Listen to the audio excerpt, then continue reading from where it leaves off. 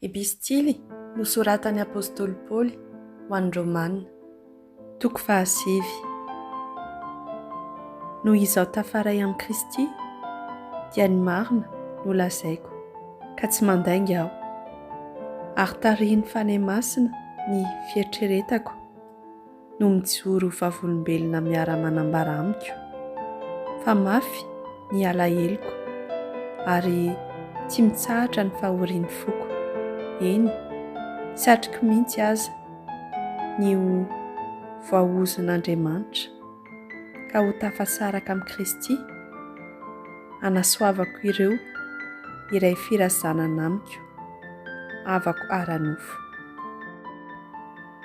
Izy ireo no Israelita, natsangan'Andriamanitra ho zanany ary nomeny ny voninahiny.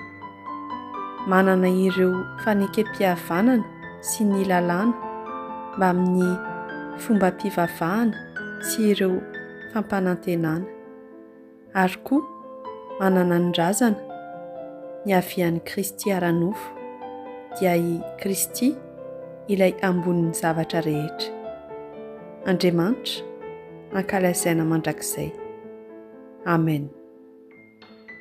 Tsy milaza nefa aho fa foana ny tenin'Andriamanitra, saingy izao tsy izay rehetra ny potra avy amin'ny Israely no tena vahoaka Israely, ary tsy izay rehetra zanak'Abrahama no tena taranany, fa hoy Andriamanitra tamin'ny Abrahama hoe: avy amin'ny Itseaka no hiantsoana taranaka ho anao.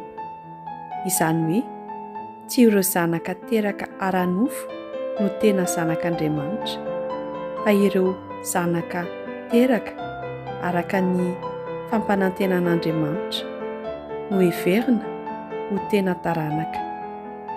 Satria toy izao ny teny fampanantenana: raha fotoana toy izao dia heverina aho ka ahazo zazalahy i Sara.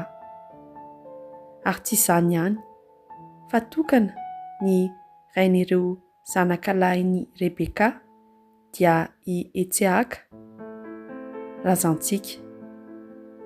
Andriamanitra nefa mba haharetany fikasany dia mifidy olona, ary ny fifidianana dia tsy miankina amin'ny asa vitan'ny olona, fa miankina amin'ny fiantsoan'Andriamanitra azy. Koa tsy mbola teraka akory ireo zaza ireo, ary tsy mbola nanao tsara na nanao ratsy, dia izao no tenin'Andriamanitra tamin'ny Rebeka: ny zokiny no hanompo ny zandriny. Izany dia araka ny voalazan'ny soratra masina hoe: i Jakoba no tiako, fa i Esau nahiliko. Inona ary no ho lazaintsika? Misy zavatra tsy arandrariny ve ao amin'Andriamanitra? Sanatria izany, fa izao no lazain'Andriamanitra amin'ny Mosesy: amindra fo amin'izay tiako hamindrana fo aho, ary hiantra an'izay tiako hiantrana. Koa tsy izay fanirian'ny olona na izay fiezahany no ahazony famindrapo, fa Andriamanitra no mamindra fo aminy.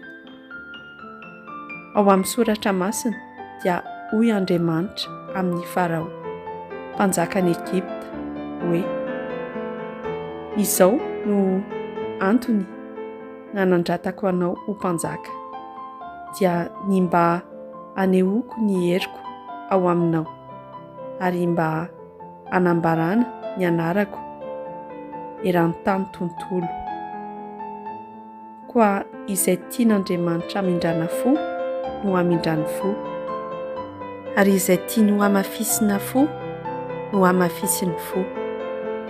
Isy angamba ilaza amiko hoe: raha izany no izy, inona no mbola hanomezan'Andriamanitra tsin'ny olona?